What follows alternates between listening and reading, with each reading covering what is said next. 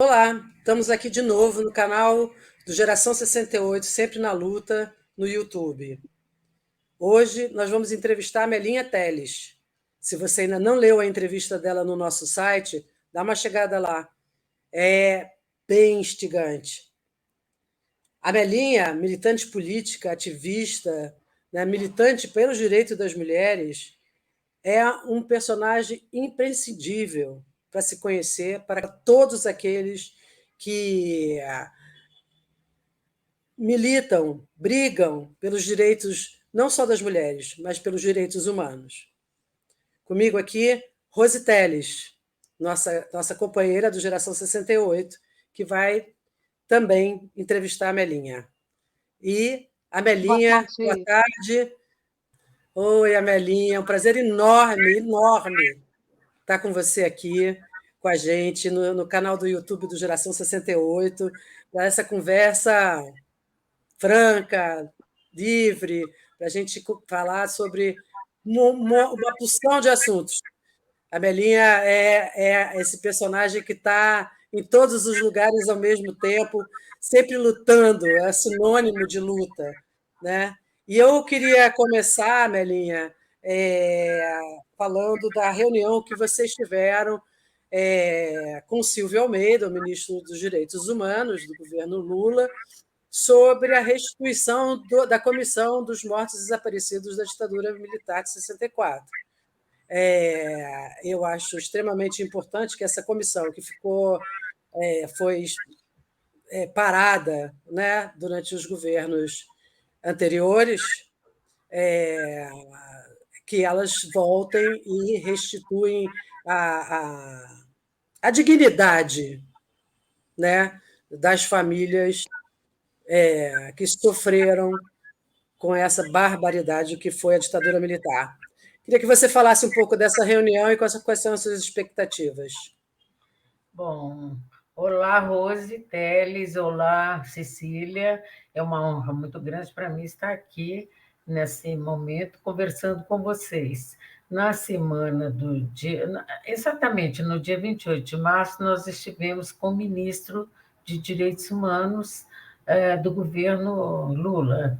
E o ministro Silvio Almeida é um homem comprometido com as causas dos direitos humanos, é um homem preto, muito competente na sua área e um grande militante nessa luta antirracista.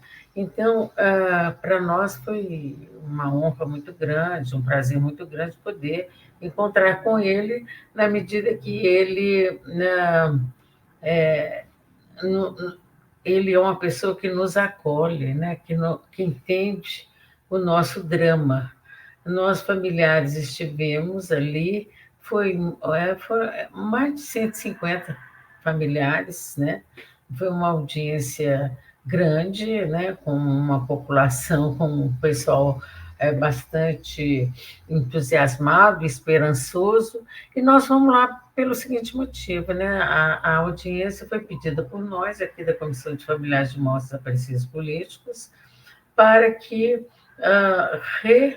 reestabelecesse, né, a Comissão Especial de Mortos e Desaparecidos Políticos, uma comissão que foi criada em 1995 pela Lei 9.140, que no mesmo ano, que é uma lei que aplica o país, que reconhece que o desaparecimento forçado de militantes políticos que lutaram contra a ditadura esse desaparecimento forçado é responsabilidade do Estado brasileiro e, portanto, ali pela lei, o Estado se compromete a analisar os casos, né, conforme são apresentados à comissão, e buscar identificar, né, os restos mortais, localizar e identificar os restos mortais, e também identificar os responsáveis pelos crimes cometidos, né? Os desaparecimentos da ditadura dos militantes se deu de uma forma geral, o modus operandi era mais ou menos esse, né, de sequestrar o militante, levá-lo para um centro de extermínio, onde ele era torturado, torturado, estuprado e assassinado, e depois se escondia o corpo, né? Se ocultava o corpo para que não aparecesse mais um crime da ditadura. Né? Isso aconteceu principalmente nos anos de 73, 74, 72, né? Eu acho que esses e 75. Eu acho que nesse período foi de maior número de desaparecimentos forçados de militantes políticos.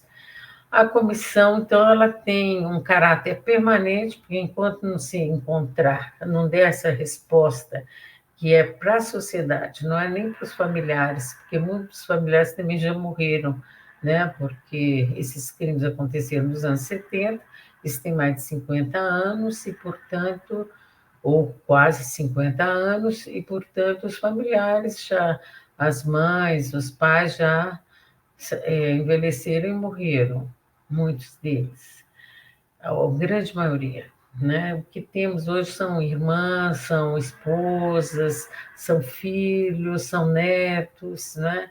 Que querem conhecer essa história. Mas o importante é que a própria história do Brasil, a própria sociedade brasileira, o próprio Estado brasileiro, para que ele se desenvolva democraticamente, torna-se necessário responder onde estão os desaparecidos políticos, onde estão as desaparecidas políticas.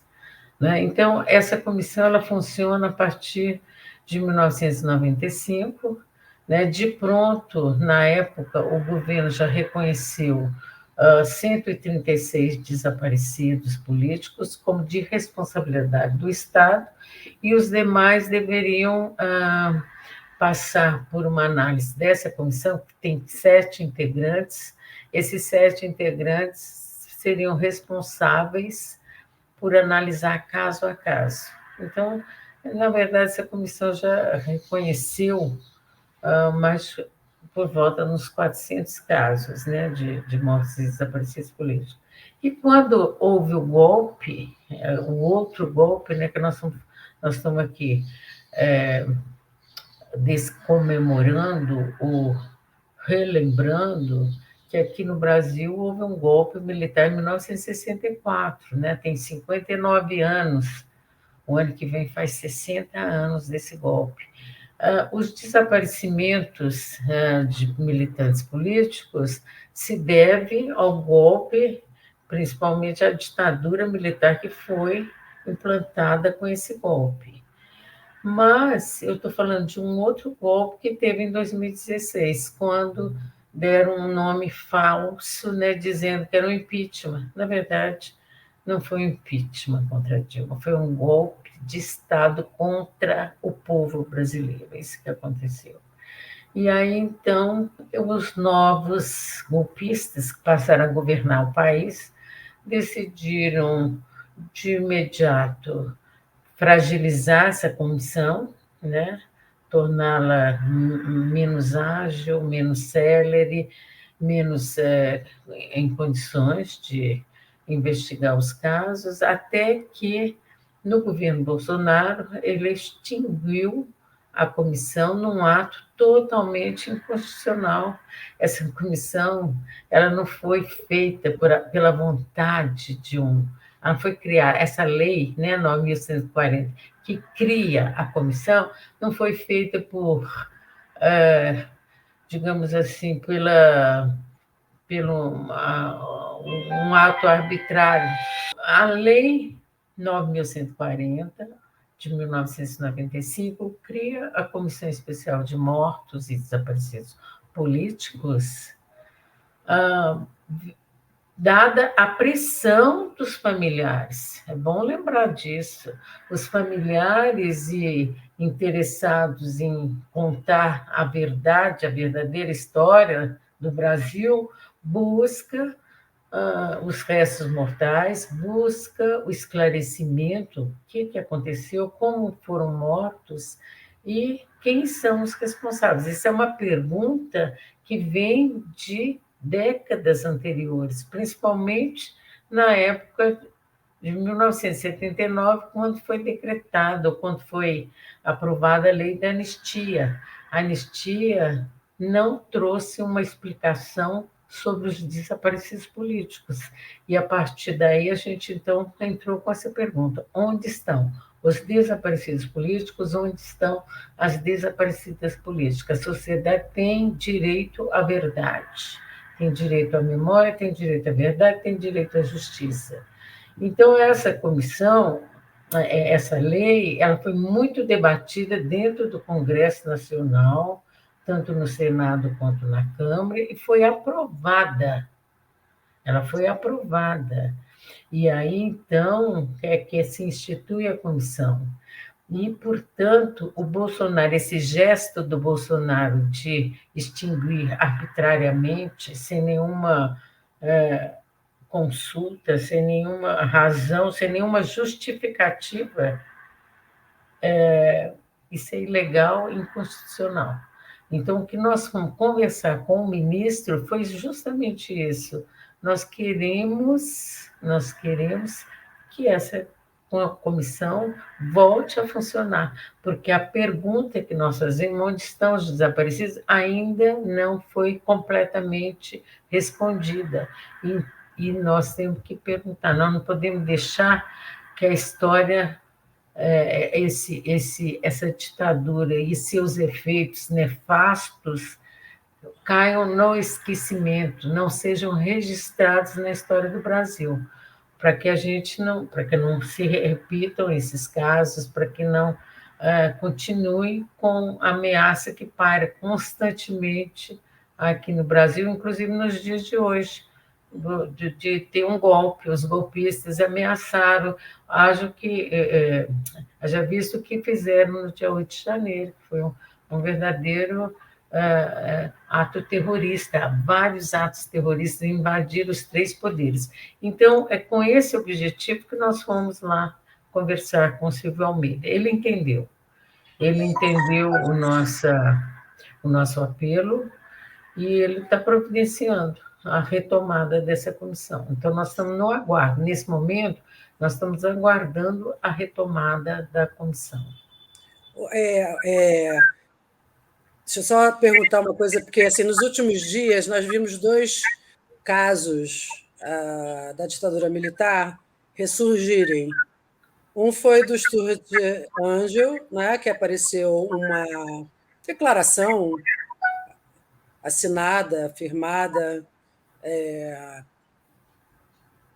por um torturador, afirmando que a morte do Stuart foi tortura, né, e que desapareceram com o corpo dele.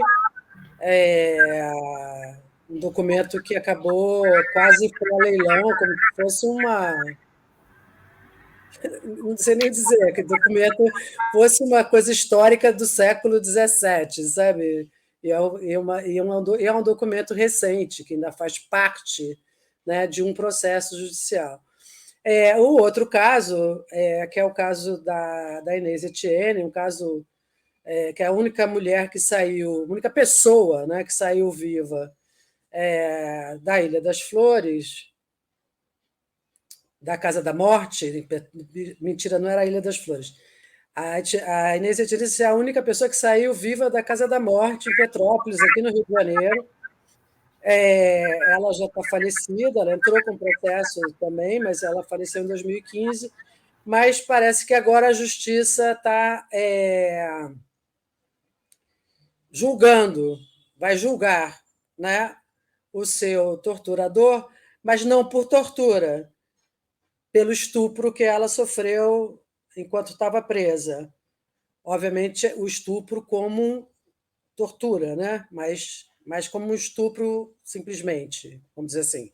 Se eu posso dizer que o estupro é uma coisa simples. Mas O que você acha disso, né? Porque a gente sabe que a tortura ela é inadmissível de qualquer maneira, é um ato bárbaro, e contra a mulher, além dos atos de violência física, tem o ato da violência contra o corpo da mulher enquanto mulher, que é o estupro, e da sua própria questão de ser mãe, como você sofreu, porque você teve seus filhos retirados de você. Então, assim, o que você acha desse julgamento que vai acontecer no caso da Inês? Bom, Cecília, eu vou responder primeiro a questão do documento, né, que trata do caso Stuart Angel, e depois eu falo do caso da Inês Etienne, que é um caso extremamente importante também. É o seguinte, em relação ao documento que foi leiloado, um documento que é uma carta, é um depoimento escrito de um militar que teria participado, né, do sequestro do Stuart e torturado e matado, né, o Stuart. Esse documento ele é de responsabilidade, mesmo que seja uma cópia, é de responsabilidade do Estado brasileiro, porque esse militar é um agente público que é, é, fez parte daquela estratégia terrorista da ditadura de sequestrar, matar e ocultar o corpo. O Stuart nunca teve o seu corpo sepultado de forma digna pela sua mãe, que tanto lutou, do Ângelo. Eu acho que esse documento jamais poderia ser leiloado. Ele teria que estar sob a guarda do Estado e de acesso ao público, conforme aquela lei 12.527, que garante o acesso à informação. Portanto, esse documento é público, não pode ser leiloado. Aliás, é bom que todas as pessoas que estejam com a gente aqui possam pensar o seguinte: nossa memória não pode ser leiloada. Nossa memória não pode ser leiloada. Isso é um absurdo, isso é mais um crime que se comete, entendeu? A nossa memória não está à venda. A nossa memória é do povo brasileiro, é da história do Brasil, entendeu? Eu acho que é de responsabilidade de um Estado democrático de direito.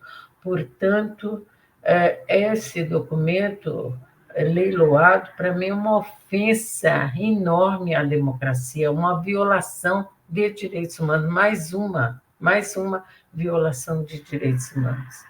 Né? Nós temos aqui, sim, prestar toda solidariedade a Hildegard, né, que é irmã do Stuart e que, enfim, é a voz dessa família, Ângelo, né, nesse momento, toda a solidariedade, respeitar a memória de Zuzu Ângelo, uma mulher valente, guerreira, que foi até as últimas consequências buscar o seu filho e buscar a verdade, né? E foi morta num acidente provocado pela repressão política, que isso já está mais que comprovado, né? Graças a essa lei 9.140, pôde-se reinvestigar o caso de uma forma mais transparente, né? Mais coerente com os fatos, e se viu, então, que ela tinha sofrido mais um atentado que acabou com a vida dela, né? E ela era ameaçada de morte, só lembrando disso, ela era ameaçada de morte. Agora, o caso da Inês Etienne é um caso que nós temos que... É um caso muito interessante. Primeiro, nós temos que lembrar da Inês Etienne como uma militante que lutou contra a ditadura, que participou da luta armada e que pagou um preço altíssimo pela sua participação, pelo seu desempenho, pelo seu compromisso, pela sua responsabilidade. Né? Ela foi sequestrada e levada para a Casa da Morte em Petrópolis. Né? E essa casa é um centro de extermínio mesmo, né, dos militantes políticos, e ela acabou sendo até testemunha de vários desaparecimentos que se deram ali na Casa da Morte, e ela conseguiu sair viva da Casa da Morte, olha só, e ainda conseguiu lembrar como é que era a Casa da Morte e onde possivelmente ela estaria localizada na cidade de Petrópolis. Né? Ela vai voltar naquele cativeiro, naquela Casa da Morte, e vai reconhecer a Casa da Morte. E é muito interessante, porque a Inês, eu acho que toda essa ação é tão justa para com a Inês, né? Eu sinto da Inês não estar viva, vendo o que está acontecendo com o caso dela. O caso dela é exemplar, é pioneiro, é um caso que merece um destaque na história, porque é de uma coragem, é de uma capacidade ali de trazer os fatos, escrever os fatos. Ela vai dar um depoimento na OAB do Rio de Janeiro, em 1979, onde ela vai contar o que aconteceu na Casa da Morte.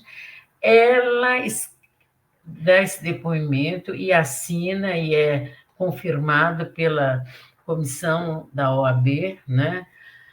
Com um documento público, né, em que ela coloca que o Camarão, que era conhecido assim na Casa da Morte, a estuprou pelo menos 2 vezes. Ela escreve isso, e conta os detalhes, né, do que eles fizeram com ela. Esse documento é um documento que se torna um documento oficial.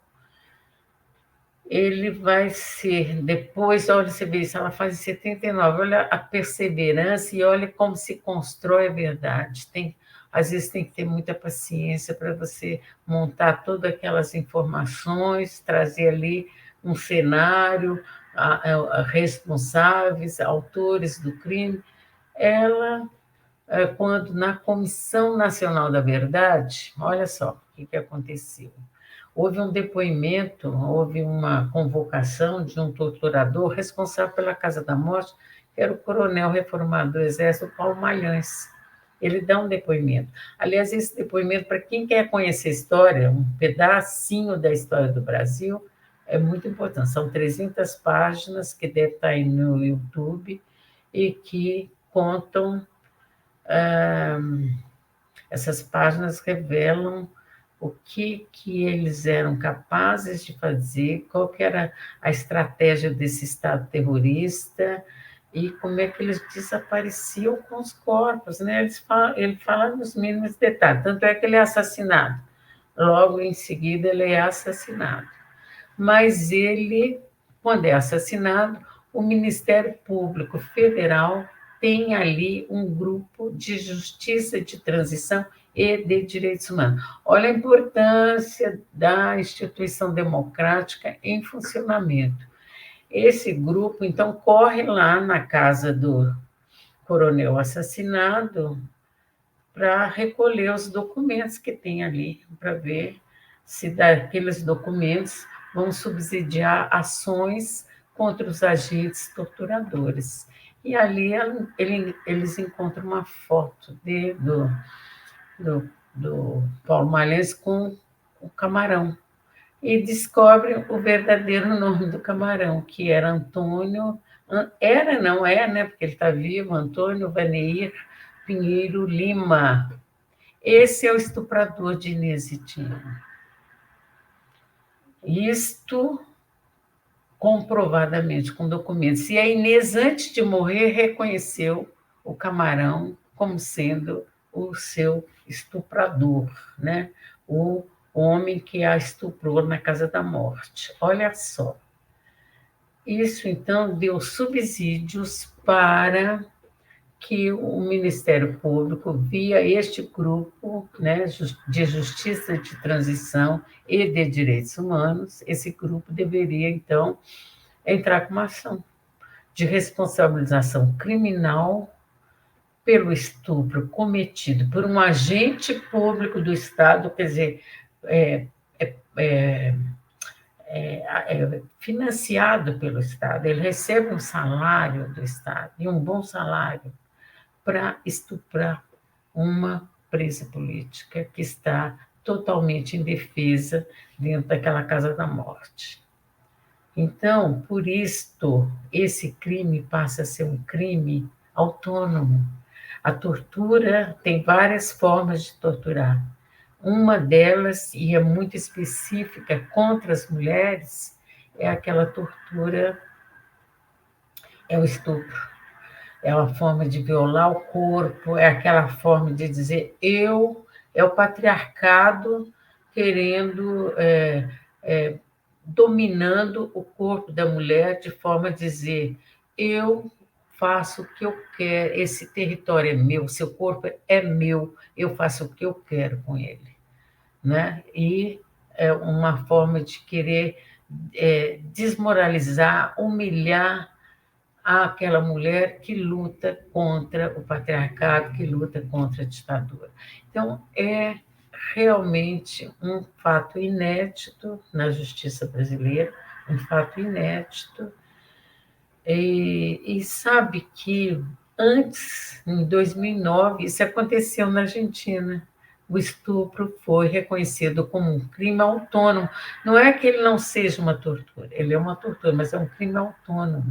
Não se põe num pacote todas as torturas feitas pelo torturador. Não, as torturas têm nomes, elas têm efeitos no seu corpo, e o estupro é uma forma sim, de querer dominar não só aquela mulher que está submetida ali naquele aprisionamento todo, é as mulheres brasileiras. É uma ofensa à dignidade da sociedade brasileira, é uma forma de ofensa. Então, pela primeira vez, aquela juíza da Justiça Federal, a doutora Simone Schreiber, que foi a relatora desse voto, ela reconhece o estupro como o estupro praticado por um agente público dentro de uma dependência, dentro de uma casa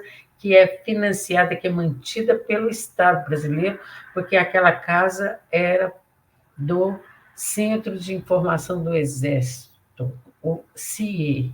Então, ela reconhece esse estupro como um crime de lesa humanidade.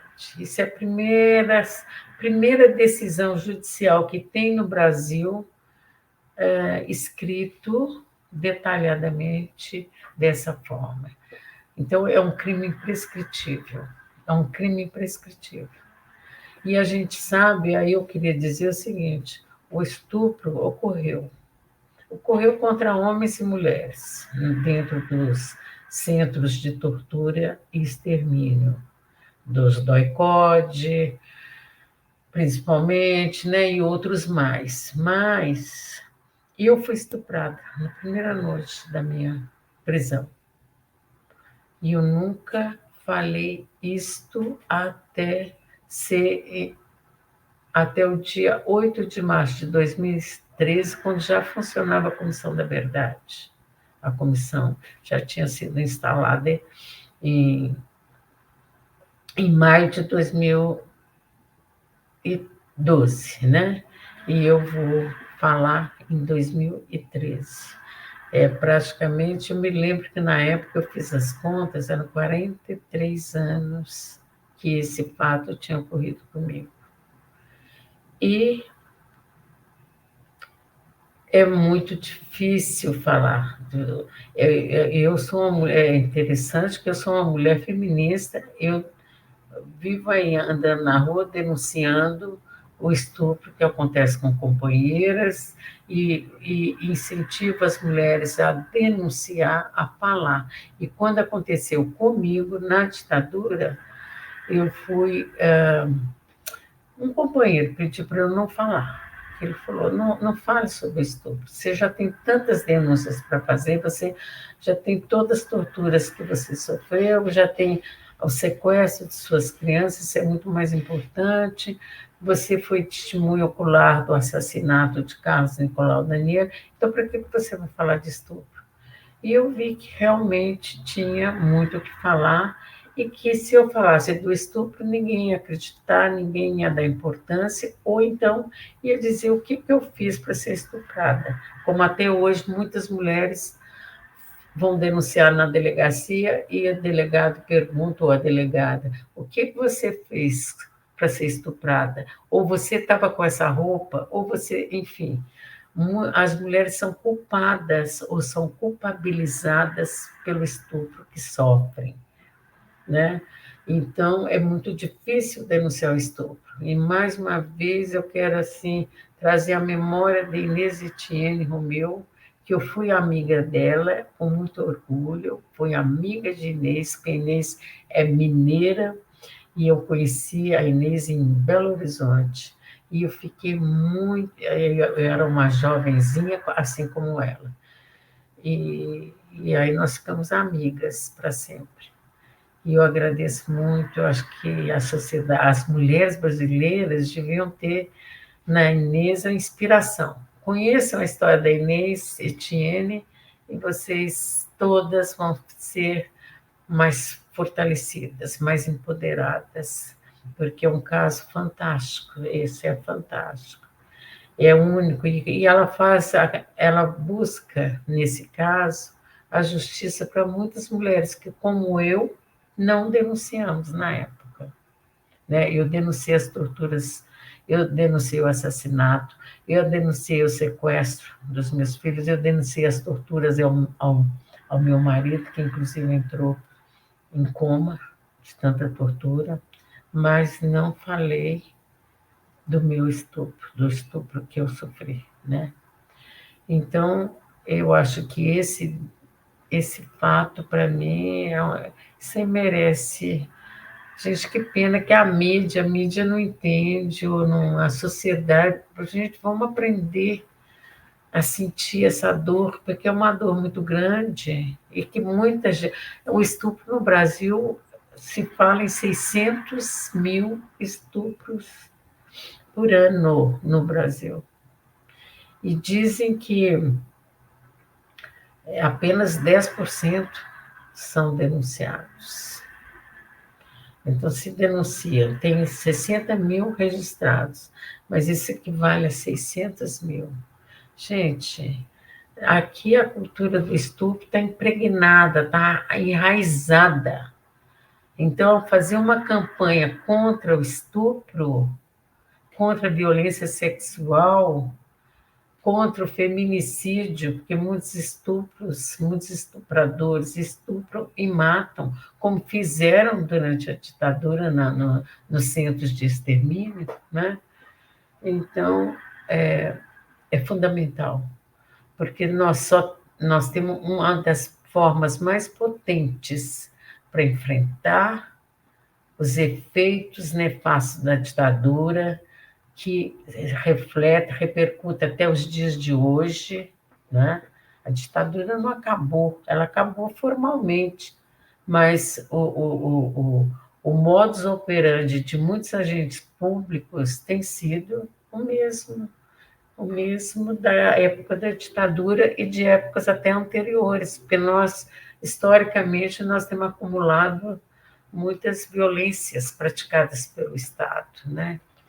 Então, isso aí é uma das formas de enfrentar esse passado que não passou, né? Esse legado da ditadura, é usando a mídia para informar, trabalhando na educação, nas escolas, isso aí deve ser discutido nas escolas, estudado, né? Assim como nos movimentos sociais, entender que as lutas, elas têm uma capacidade de, ou deverão ter uma capacidade de se articularem, né, para ter um efeito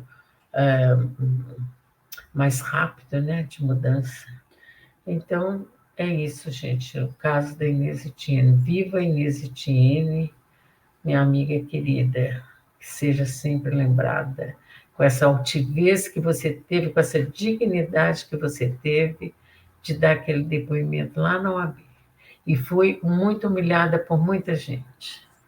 É, nós aqui do Geração 68, é, nós mulheres do Geração 68 compartilhamos exatamente com o que você está falando, concordamos com isso, fizemos postagens na nossa rede social, tanto no Facebook, Instagram, no nosso site, e agora com você aqui, porque é a nossa voz que tem que ser ouvida, né? Para poder passar essa informação e para as pessoas poderem conhecer a verdadeira história do Brasil.